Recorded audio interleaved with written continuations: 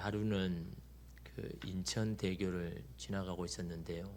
저 멀리 아주 큰 유조선이 보이더라고요.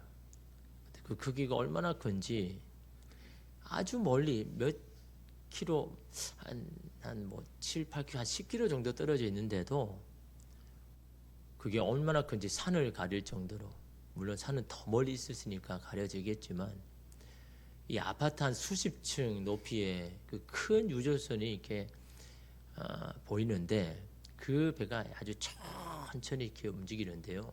너무너무 고요하게 그렇게 움직이는 모습을 보았습니다. 그래서 그 차를 타고 하면서 드는 생각이 그런 생각인 거죠. 야, 저렇게 큰 유조선이라면 이 태풍이 와도 괜찮겠다.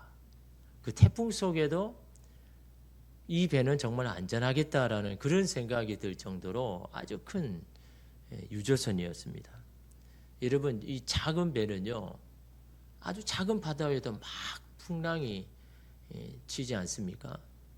제가 예전에 한 동기와 함께 그 필리핀에서 한 섬을 이렇게 건너가는데 배를 탔습니다. 배는 양옆에 이렇게 펼쳐져 가지고 중심을 잡는 그런 나무배인데 그 나무배를 타고 이제 섬으로 이렇게 들어가야 되는데 이 육지와 이 섬 사이가 좀 가깝습니다. 그러니까 좀 좁으니까 거기에 물이 빨리 흐를 거 아닙니까, 그죠? 그러니까 물살이 굉장히 좀 세죠. 그래도 조금 이렇게 나무배가 좀 큰 편이라 가지고 한 10명 이상 타는 큰 배이기 때문에 괜찮겠다 싶은데 이렇게 넘식으는 파도에도 막 이렇게 막 푹푹 치는 겁니다. 그러니까 얼마나 무서웠는지, 야, 이래가지고 그 바다석에 보니까 너무 시커먼 겁니다. 아주 깊은 거죠. 깊은데 너무너무 무서운 겁니다. 야, 이거 지나갈 수 있을까? 아니, 이 앞에 그 배를 이렇게 모르는 사람은 아무렇지 않게 하는데 탔는 사람은 막 꽉 붙잡아가지고 어디든 붙잡아가지고 이게 우리가 살 수 있겠나, 오늘 이게 마지막 날인가 할 정도로 얼마나 이게 파도가 그렇게 많이 치지도 않는데 이 배가 그렇게 치더라고요. 그런데 여러분, 이 큰 유조선이라면 어떨까요? 뭐 그거는 그냥 막 아무렇지 않는 것처럼 그냥 지나가지 않겠습니까?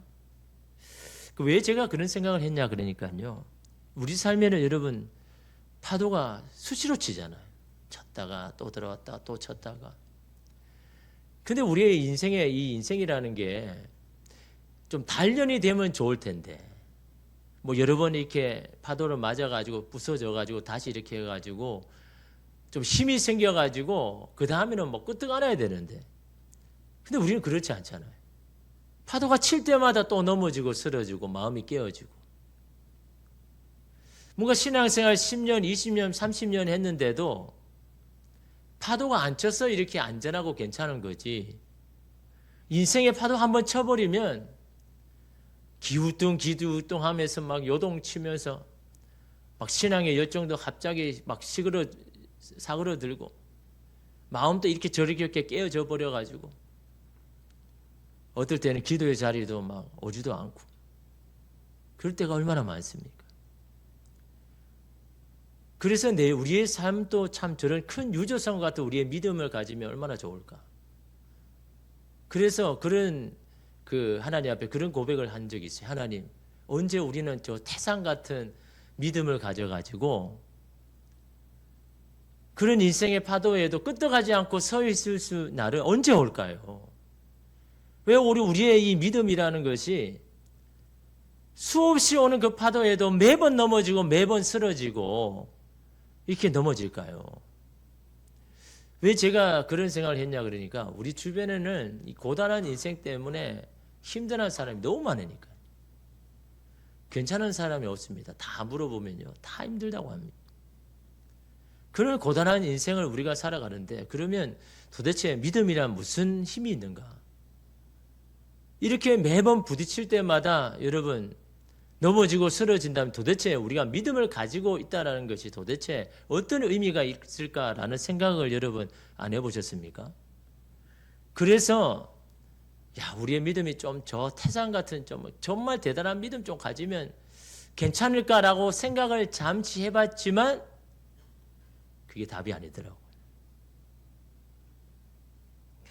여러분, 과연 우리의 믿음이 커지고 대단해지면 괜찮아질까요?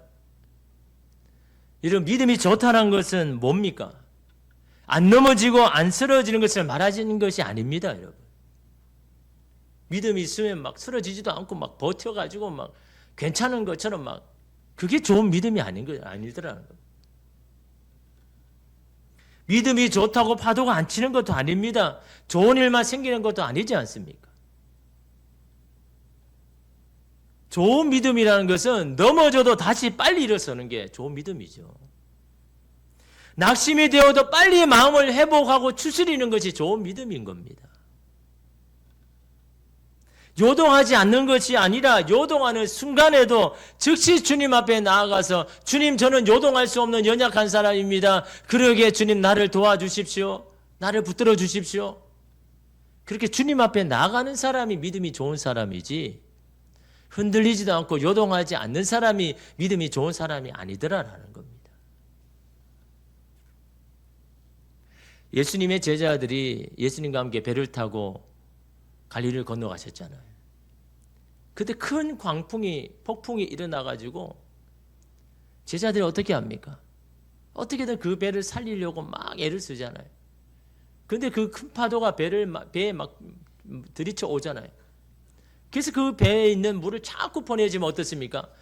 퍼내는 물보다 들어온 물이 더 많아지는 것을 직감하고 제자들이 깨우잖아요. 그 무슨 말입니까? 내가 아무리 수고해도 소용이 없다라는 그 순간이 온 거죠. 계속 퍼내도 들어오는 물이 더 많으니까. 야, 이때는 이제는 배는 침몰하겠다라고 생각을 해서, 그래서 예수님을 여러분 깨우잖아요. 예수님을 깨우는 이유가 뭡니까? 예수님이 해주실 것이라는 믿음이 있어서 깨웠을까요? 우리말로 생각하면 꼴보기 싫었어요. 아니, 우리는 이렇게 힘들어가지고 지금 죽게 생겼는데, 아니, 어떻게 저렇게 잠이 와? 아니, 우리는 지금 이렇게 힘든데 일어나셔가지고 우리에게 힘을 보태가지고 어떻게든 이거 물을 퍼내든지 아니 해야 되는데, 아니 어떻게 저렇게 주무실 수 있나? 너무 속상해서 여러분 그렇게 깨우잖아요. 그래서 여러분 제자들의 그 말은요, 예수님, 우리는 더 이상 해보니까 안 됩니다. 그러니 예수님, 우리를 도와주세요 라는 그런 말이 아니잖아요. 어찌 주무십니까? 라고 말하잖아요. 어떻게 주무실 수 있습니까? 아니, 우리가 이렇게 힘들어서 어떻게 우리는 살려고 하는데 우리에게 힘을 보태주지 못할 망정 어떻게 자릅니까? 라고 이렇게 여러분 깨우잖아요. 그때 예수님이 깨어나셔가지고 어떻게 합니까? 가장 먼저 바람과 파도를 향해서 명령하시잖아요. 바람아, 파도야, 잠잠하라. 그러니까 파도가 그치고 바람이 잠잠해지잖아요. 그리고 제자들에게 뭐라고 이야기합니까? 마가복음 4장 40절에 이에 제자를 이르되 어찌하여 이렇게 무서워하느냐, 너희가 어찌 믿음이 없느냐 하시니 두 가지를 이야기하죠. 어찌하여 이렇게 무서워하느냐, 이 말은 무슨 말입니까? 네가 어떻게 무서워할 수가 있느냐라는 오히려 반문이죠. 아니, 이런 상황에서 어떻게 네가 무서워할 수 있느냐라고 말하는 겁니다. 네가 믿음이 있다면. 이 배에 예수님이 계시잖아요. 이 배에 예수님이 계시다면 어떻게 이렇게 무서워할 수가 있느냐? 그것은 네가 나를 그냥 보리자루 꽂아놓은 보리나무 것처럼 아니면 투명인간처럼 취급하지 않는 이상 아니 어떻게 두려워할 수 있느냐? 네가 나에 대한 어떤 믿음이 있기에 도대체 이 풍랑을 치는데 이렇게 두려워할 수 있느냐라는 예수님의 반문인 겁니다. 네가 나를 어떻게 알았기에? 너는 나를 어떻게 믿기에? 아니, 이런 상황에서 어떻게 두려워할 수 있느냐라고 오히려 제자들에게 묻는 거죠. 그러면서 뭐라고 이야기합니까? 어찌 믿음이 없느냐? 누구에 대한 믿음입니까? 나에 대한, 예수님에 대한 믿음이잖아요. 나에 대한 믿음이 있다면 이런 풍랑 가운데도 너는 평안해야 하는 거야. 네가 나를 믿는다면. 근데 네가 불안해하고 이렇게 두려워한 건 너 나 안 믿는 거잖아. 이런 상황이면 예수님도 소용이 없다고 말하는 거잖아. 이런 상황이라면 예수님이라도 이 문제를 해결하지 못해 라고 하는 그런 믿음이 더 강한 거잖아. 그러니까 네가 두려워하지. 이런 상황이라도 주님은 이 문제를 반드시 해결해 주실 것이라 믿는다면 네가 어찌 이런 상황에서 두려워할 수 있느냐? 라고 예수님께서 이런 물어보신 건 아닙니까? 왜 이들이 무서워한 겁니까? 이 상황을 내가 이길 수 없고 내가 해결할 수 없다고 생각하기 때문에.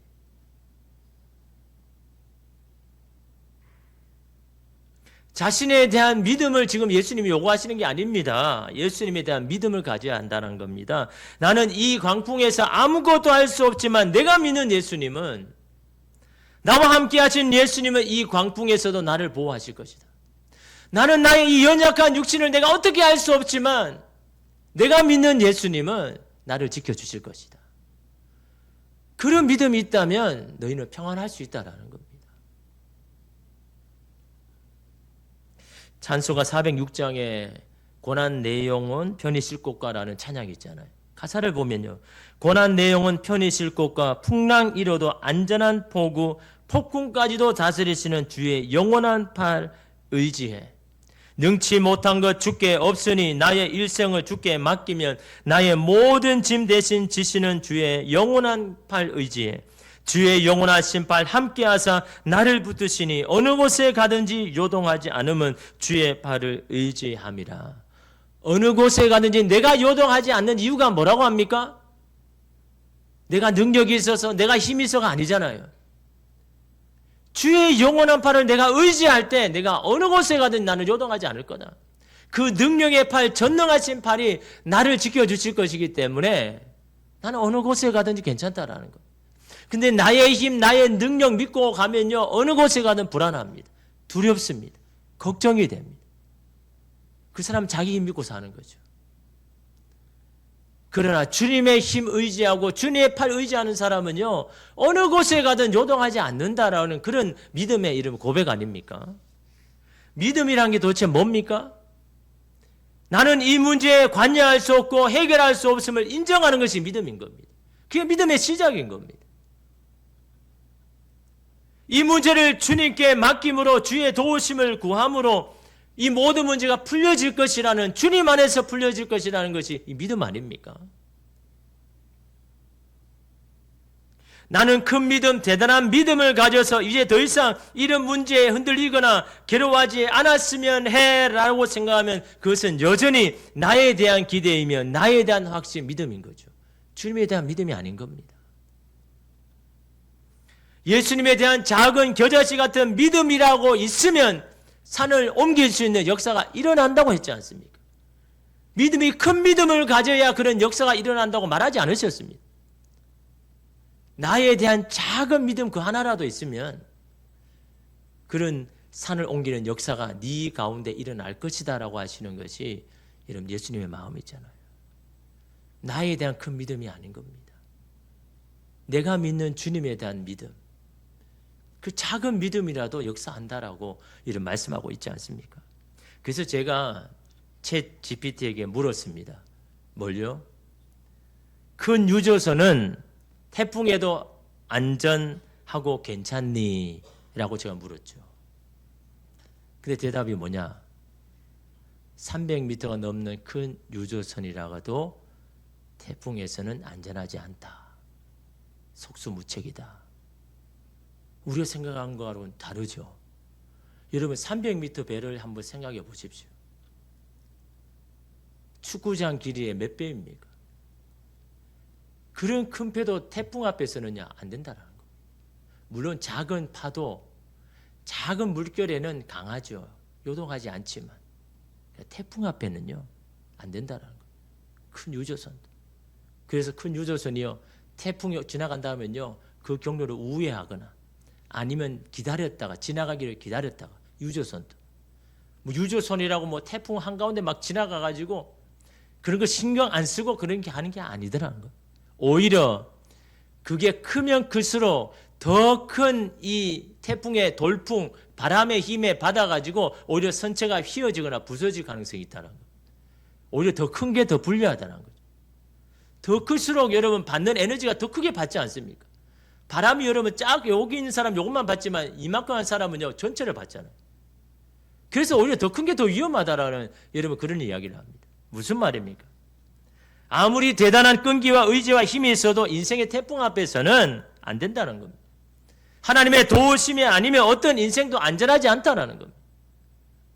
반면에 하나님의 보호하심 안에 있으면 어떤 파도에도 우리는 안전하고 그것을 믿는 것이 바로 믿음이고 그 주님을 의지하고 사는 것이 바로 신앙생활이다라는 겁니다. 오늘 본문은 우물물이라는 노래죠. 이스라엘 백성들이 이걸 가지고 많이 불렀습니다. 우물물의 노래. 근데 이 우물물의 노래가 어디에서 이야기되어진 것인가라는 것을 오늘 본문이 이야기를 합니다. 여러분 16절에 보면요. 거기서 부엘에 이르니 부엘은 여호와께서 모세에게 명령하시기를 백성들을 모으라 내가 그들에게 물을 주리라 하시던 우물이라. 거기서라고 이야기하죠. 거기서 베델로 간 겁니다. 거기서 어딥니까? 이름 13절에 보면요. 거기를 떠나 아모리인의 영토에서 흘러나와서 광야에 이른 아르논강 건너편에 진을 쳤으니 아르논은 모압과 아모리 사이에서 모압의 경계가 된 곳이다라고 그렇게 상세히 설명하죠. 지금 어디서 부엘로 온 겁니까? 아르논강 건너편, 거기가 어디라고요? 모압과 아모리의 경계가 되는 지역. 근데 그 지역이 어떠냐라는 거죠. 그 지역을 다시 설명하기 위해서 14절에 보니까 여호와의 전쟁기회라는 것을 말씀하면서 여러분 말씀하고 있지 않습니까? 그곳은 뭐라고 이야기합니까? 14절에 보면 골짜기라는 거죠. 어떤 골짜기입니까? 일명 우리가 말하면 협곡. 협곡이 어떤 겁니까? 양 옆으로 산이 있는데 막 가파른 겁니다. 경사가 엄청 가파라가지고 그래서 이 해협은 좁고 산은 높고 협곡과 같은 곳. 그 이스라엘 백성들이 지금 있는 곳이요 협곡 사이에 있는 겁니다. 굉장히 가파르게 급경사를 이루는 곳. 그래서 그 골짜기, 이 모압과 아모리의 이 경계를 이루는 그 골짜기를 흐르는 강이 바로 아르논 강입니다. 그래서 아르논이라는 뜻이 급류라는 뜻입니다. 그러니까 물이 엄청 빠르게 지나가면서도 급하게 지나가는 급류가 이 아르논 강인데 이 강은 뭘 뜻합니까? 모압과 아모리의 국경을 이루는 경계를 이루는 곳이다라는 것을 설명을 하고 있습니다. 그래서 여러분 나라마다 국경이 있잖아요. 그 국경은 대부분 사람들이 쉽게 오고 갈 수 없는 지형에 국경을 두는 경우가 참으로 많죠. 그래서 여러분 라오스와 태국도 국경이요. 산을 중심으로 국경이 있습니다. 그래서 라오스가 길쭉하게 생겼잖아요. 그런데 태국과 접경에는 그래서 라오스는 산이 거의 없습니다. 거의 다 평지인데 산이 있는 곳은 국경입니다. 태국하고 맞닿아 있는. 그래서 산으로 이 라오스와 이 태국을 경계를 삼는 게 이 지형인 겁니다. 그 산 때문에 오고 가기 힘드니까 거기를 이렇게 나라로 이렇게 국경을 만든 거죠. 지금 모압과 아모리도 마찬가지입니다. 그 경계가 이 아르논이라는 이 급류 같은 골짜기 흐르는 이 강으로 해서 있는데 지금 이스라엘 백성이 어떻게 했다고요? 모압으로도 들어가지 못하고 아모리로 들어가지 못하고 그 경계에 있는 그 국경에 있는 산으로 지금 돌아서 지금 가고 있다라는 겁니다. 그리고 이 부엘 땅에 왔다라고 말하고 있는 겁니다. 얼마나 고되고 힘들겠습니까? 그냥 모압 땅으로 들어가게 해서 지나가면 될 텐데. 아모리면 아모리 땅으로 들어가게 하면 될 텐데. 근데 이러면 성경을 읽어봤잖아요. 우리가 아무것도 안 하고 그냥 그 길만 지나가게 해주려고 이야기했지만 그들이 들어가게 합니까? 못 들어가게 하죠. 경계를 쓰고 들어오면 막 싸울 태세를 하니까. 그 모압과 싸우지도 않고 아모리도 싸우지도 못하고. 그래서 이스라엘 백성이요 그 경계에 있는 산 중턱에서 지금 산의 그 높은 험한 산을 지금 건너가지고 지금 오고 있는 겁니다. 지금 여러분 평탄한 길을 가고 있는 게 아니죠. 가나안이 바로 저기인데도 지금 너무 힘든 길을 지금 돌아서 지금 가고 있는 것을 보게 됩니다. 가는 곳곳마다 길을 막힙니다. 어떻게 보면 믿음의 삶이 그런 거죠. 믿음의 삶을 산다고 다 길이 열리고 형통한 게 아닌 겁니다. 어떨 때는 가는 길이 막히고 어떨 때는 계속해서 반대도 있고 그게 이런 믿음의 길 아닙니까? 오늘 이스라엘 백성들이 가나안이야 약속의 땅을 이루기 위하여서 그냥 편하게 간 게 아닙니다. 그냥 소풍처럼 간 것도 아닙니다, 여러분. 그 수많은 험한 중령들을 다 거쳐서 약속의 땅에 들어간 겁니다. 하나님이 약속하신 것을 그냥 받는 게 아닌 겁니다. 그 수많은 길을 건너고 주님 바라보면서 여러분 낙심돼도 다시 일어서고 포기하려고 해도 다시 일어서서 그래서 그 길을 여러분 걸어와서 마지막 여러분 마침내 가나안 땅에 들어간 거지 그냥 기도 한번 딱 하고 그냥 열려서 들어간 게 아니다라는 겁니다. 지금 여러분 이 민수기에서 오늘 말씀은 그걸 이야기하고 있는 겁니다. 이스라엘 백성이 고생해서 지금 거기서 어디입니까? 부엘로 왔다라는 것을 여러분 말씀을 하고 있죠. 이 부엘은 우물 또는 물웅덩이다라는 뜻을 가집니다. 그곳에서 하나님은 모세를 통해서 뭐라고 합니까? 백성들을 뭐라고 이야기하죠? 그리고 뭐라고 이야기합니까? 내가 너희들에게 물을 주리라 라고 약속을 하죠. 이에 이스라엘 백성은 어떻게 합니까? 모든 백성들이 한 마음이 되어가지고 그 땅을 파기 시작하는 겁니다. 여러분 18절에 보면요. 이 우물은 지휘관들이 팠고 백성들의 귀인들이 규와 지팡이로 판 것이로다 하였더라. 이 말은 뭡니까? 지휘관들이 팠다는 말이 아니라 지휘관들의 지시에 따라서 온 백성이 함께 힘을 합쳐가지고 그 땅을 팠다라는 것을 말씀하고 있는 겁니다. 그런데 그 우물을 파면서 어떻게 했다고 합니까? 이름 17절 보십시오. 그때에 이스라엘이 노래하여 이르되 우물물아 솟아나라 너희는 그것을 노래하라. 부엘에 도착하니까 하나님께서 야 여기에 땅을 팔아 내가 우물을 줄게 라고 약속하셨는데 그들이 그 땅을 팔면서 뭐라고 이야기합니까? 우물물아 솟아나라 라고 이야기하는 겁니다. 무슨 소리입니까? 이미 이들은 물을 주시겠다는 약속을 믿음으로 받고 땅을 파는데 우물을 파는 게 아니잖아요. 맨 땅을 파는 거 아닙니까? 근데 그 맨 땅을 파면서도 뭡니까? 여기에 반드시 우물물이 솟아날 것이라는 믿음으로 고백하며 찬양하면서 그 땅을 파고 있더라라는 겁니다. 여러분, 오늘 우리의 수고도요. 마지 못해서 수고하면 안 되는 겁니다. 믿음으로 수고해야죠. 믿음으로 땅을 파야 되는 겁니다. 하나님 반드시 약속하셨으니 하나님이 여기에서 그 약속 이루실 믿습니다라고 그 믿음으로 선포하면서 땅을 파야 되는 겁니다. 그냥 대충 팔면서 하나님 뭐 주시겠지가 아니에요.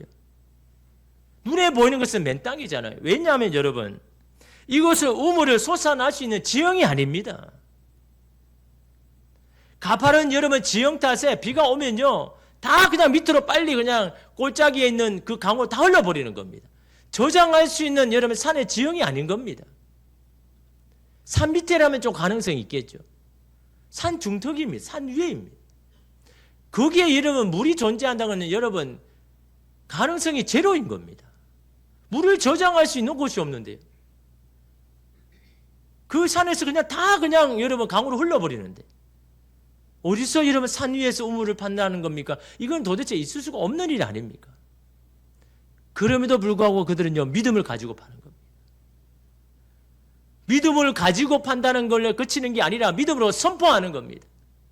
이미 받은 줄로 믿고 이미 이것이 우물인 줄 믿고 여러분 선포하는 겁니다. 우물물아 솟아나라. 왜? 너는 이것이 여기가 우물이니까. 여러분의 가정을 향해서도 마찬가지입니다. 나의 가정아 이미 너는 이미 축복의 동산이다. 그러니 하나님의 복을 받을지어다. 뭐 이렇게 믿음으로 선포해야죠.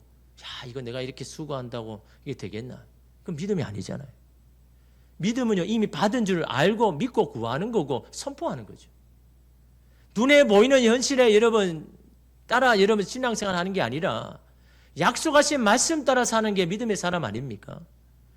그런 여러분의 삶에 선포해야 되는 겁니다. 이스라엘 백성도 지금요, 우물물이 나올 만한 그곳에서 지금 너무 기뻐가지고 노래 부르는 게 아닙니다, 여러분. 바위와 같은 파도 흙밖에 돌밖에 안 나오는 거기서 지금 파고 있는 겁니다. 파면서 선포하는 겁니다. 믿음으로 선포하는 겁니다. 우물물아 솟아나라. 주님께서 주시겠다 약속하셨지 않느냐. 이 우물물아 솟아나라라고 이렇게 이름 말하고 있잖아요. 어디서요? 그들이 너무너무 힘들어가지고 괴로워하는 그곳에서. 그곳을 다 지나가지고 여러분 그리고 이런 물을 주신 게 아닙니다. 너무너무 힘들고 지치는 바로 그곳에서 우물을 주신 겁니다. 오늘 우리를 회복시키고 살리는 우물도 여러분 좋은 환경, 좋은 형편에서 우물 주시는 게 아닙니다. 바로 지금요. 주님이 아니면 살 수 없고 주님이 아니면 할 대상이 없는 그런 상황에 그곳에서 하나님께서 우물을 주시겠다고 말씀하고 있는 겁니다. 도무지 소망이 없고 희망이 없는 그곳에 오히려 그곳에서 우물을 주시겠다라는 겁니다. 그곳에서 우물을 캐내야 된다라고 말씀을 하고 있다라는 겁니다. 우물물아 솟아나라. 나를 회복시키고 나를 살리는 물아 내 속에서 솟아나라. 주님이 나를 지금 이곳에서 회복시킬 것이다 라고 그렇게 자꾸 이러면 선포하셔야 되는 겁니다. 내가 조금 좋아지면, 내 건강이 조금 좋아지면, 내 형편이 조금 풀리면 그때 내가 하나님을 찬양할 게 아니라요. 여러분 그런 변화가 없는 가운데도 하나님을 선포해야 되고 그 하나님을 찬양해야 되는 거예요. 입을 열어 찬양해야 되는 거예요. 그럴 때 여러분 하나님께서 오늘 우리의 찬양을 여러분 받으시는 거죠. 여러분 찬양은요 기도입니다. 기도. 찬양은요 믿음의 고백입니다. 그래서 여러분 하나님께서 찬양 가운데 임하신다고 말씀하셨죠. 왜 찬양 가운데 임합니까? 찬양이 바로 내 마음의 내 믿음의 고백이고 선포니까. 그게 내 기도니까. 그래서 여러분 찬양 가운데 임하셔서 그 임하신 주님께서 우리 가운데 이런 역사하잖아요.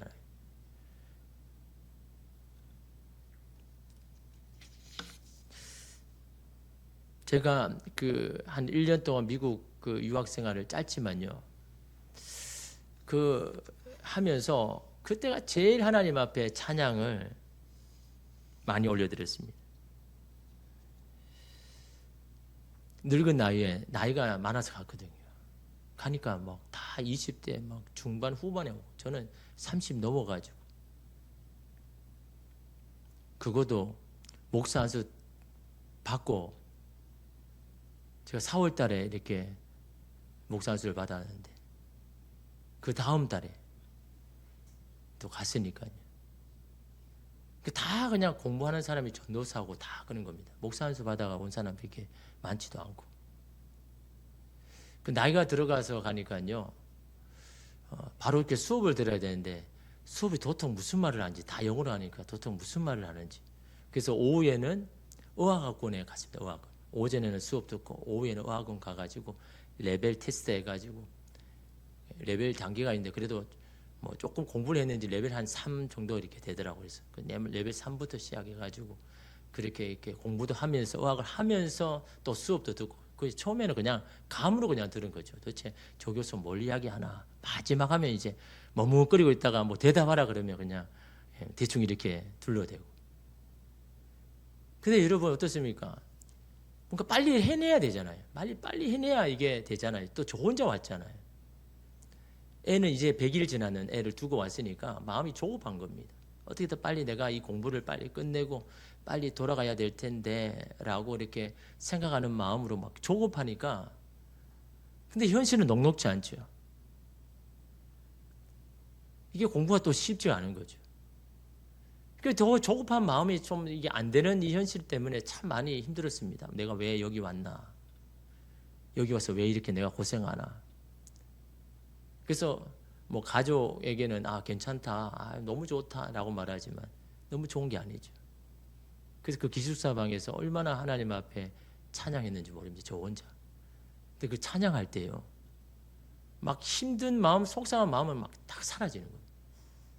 그 전에는 마음이 너무 힘들어가 하나님 앞에 찬양을 했는데 찬양을 하다 보니까 내 마음에 그런 뭔가 낙심되는 마음들도 사라지고 하나님께 찬양하는데 하나님 하시는 내 안에 힘을 주시는데 할 수 있는 것 같아요. 그런 마음이 여러분 찬양할 때 내게 임해가지고 내 현실은 지금 잘 안 되는데 토플 몇 점을 받아야 또 어플라이드 하고 그런데 점수도 안 되죠. 그러니까 현실은 안 되는데 찬양을 하니까 할 수 있는 겁니다. 할 수 있을 것 같아요. 내일은 당장 돌아가야 될 것 같은데 찬양을 하니까 내일 또 여러분 공부하게 하고 또 나가게 여러분 하더라는 겁니다. 여러분 찬양은요 고백입니다. 고백. 내 마음을 담아서 하나님 앞에 드리는, 그래서 그럼 찬양 가운데 여러분 하나님 거하시거든요. 어떤 분들은 그 주일 예배 늦게 오시는 분이 있어요. 물론 찬양하는 게 좀 힘들어서 그럴 수 있죠. 근데 여러분 그 찬양 가운데 임하신 하나님 은혜를 여러분 그냥 그거는 포기해버리는 겁니다. 찬양의 가사에 이런 마음을 담아가지고 하나님 앞에 올려드리면 그게 기도인 겁니다. 기도를 따라할 필요가 없습니다. 하나님 앞에 그 마음을 들여서 하나님 하시는 일들을 찬양하면요 하나님 그곳에 이름을 임하시는 겁니다. 또한 여러분 찬양은요 이미 하신 하나님을만 찬양하는 게 아니라 앞으로도 하실 하나님을 믿음으로 선포하는 게 여러분 그 찬양 아닙니까? 그래서 그 찬양할 때 하나님께서 이런 역사하는데 이스라엘 백성도 이런 마찬가지입니다. 하나님 앞에 막 우물물을 솟아나라고 막 이렇게 노래 부릅니다. 현실은 그냥 땅만 계속해서 흙만 나오고 돌만 나오지만 그럼에도 불구하고 계속해서 하나님 앞에 믿음으로 찬양하며 찬양할 때 그곳에 여러분 물을 주셔가지고 이런 먹게 하시더라라는 겁니다. 그런데 왜 하나님께서 거기에 우물을 주셨을까요? 다 지나고 저 가나안 땅에 가가지고 그냥 우물 주면 되잖아요. 왜 거기에서 땅을 파라고 힘들게 파라고 이야기하는 겁니까? 왜 거기에서 너를 회복시키는 물을 얻으라고 이야기하는 겁니까? 왜 그곳에서 너를 회복할 하나님의 은혜를 받으라고 말하는 것일까요? 그 이유는요 가야 할 길이 아직 남아있기 때문입니다. 아직 이루어야 할 것들이 많이 있기 때문입니다. 여러분을 향한 하나님의 계획이 아직 남아있기 때문인 겁니다. 지금 여기가 끝이 아니기 때문인 겁니다. 여기서 정신을 차리고 회복하고 너는 계속해서 나가야 하기 때문에 그래서 하나님의 은혜를 받아야 되고 회복되어야 되는 겁니다. 여러분 오늘 이스라엘 백성들이 여러분 이 우물을 통하여서 회복이 되었습니다. 물을 얻었습니다. 다시 힘을 얻었습니다. 그러고는 어떻게 했습니까? 여러분 18절 하반절에서 20절 보십시오. 그들은 광야에서 마따나에 이르렀고 마따나에서 나흘날에 이르렀고 나흘이엘에서 바못에 이르렀고 바못에서 모압 들에 있는 꼴짝이에 이르러 광야가 내려다 보이는 비스가산 꼭대기에 이르렀더라. 계속해서 그 길을 계속 가는 겁니다. 부엘을 막 해서 우물을 만났다고 여러분 그냥 평지를 걸어가는 게 아니라요. 계속 똑같은 여러분 산한 험한 중력을 계속해서 넘어서 그 산으로 계속 가고 있는 겁니다. 그래서 어디 갑니까? 가나안이 바라보이는 비스가산 꼭대기에 거기에까지 이르게 합니다. 거기까지 가야 되는 거죠. 눈을 들어봐라. 내가 너에게 약속한 저 가나안 땅 아니냐. 그까지 가게 하기 위해서요. 부엘에서 물을 주신 겁니다. 부엘이 이런 평지가 아닙니다. 여전히 산 꼭대기입니다. 여전히 힘든 곳입니다. 여전히 물이 없어서 너무너무 목마른 곳입니다. 그곳에서 샘물을 팔라라고 말합니다. 너를 정신 차리게 하고 너를 회복시킬 그 물이 여기에서 솟아날 것이니 그 물 마시고 앞으로 나갈 길을 더 많이 걸어가라 라고 하시는 하나님의 계획이고 은혜 아닙니까? 여러분 그 우물물이 어디서 솟아나야 됩니까?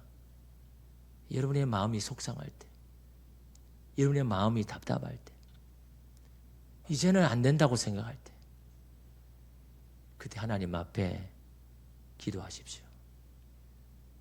내 속에서 나를 살리는 생수의 강 내 안에서 터져나게 해달라고. 그 물 묻고 다시 힘내게 해달라고. 그 물 마시고 다시 나의 달려갈 길을 계속 달려가게 해달라고.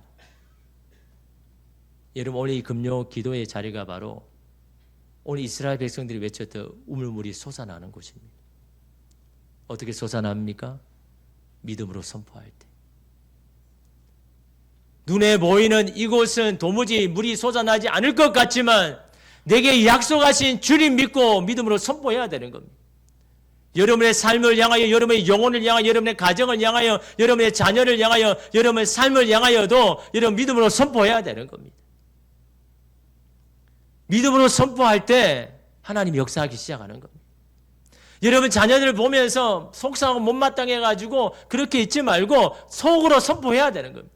하나님 내 자녀 하나님 잘되게 해주실 것이라 믿습니다. 당신의 자녀입니다. 당신의 손에 맡깁니다. 당신이 이끌어 주십시오. 당신의 길을 인도해 주십시오. 자꾸 믿음으로 선포해야죠. 근데 보는 모습만 봐면요 오히려 더 속상합니다. 안 될 것 같습니다. 저거 어떻게 살겠나. 주님 앞에 이름을 선포하십시오. 믿음으로 선포하십시오. 약속하신 말씀 믿고 이름을 선포할 때 오늘 여러분의 영혼에서부터 여러분을 살리는 우물물이 솟아나서 오늘 저와 여러분의 믿음의 사람으로 앞으로 가야 할 모든 길 가운데 끝까지 갈 수 있는 힘을 오늘 저와 여러분에게 주실 줄 믿습니다. 기도하겠습니다.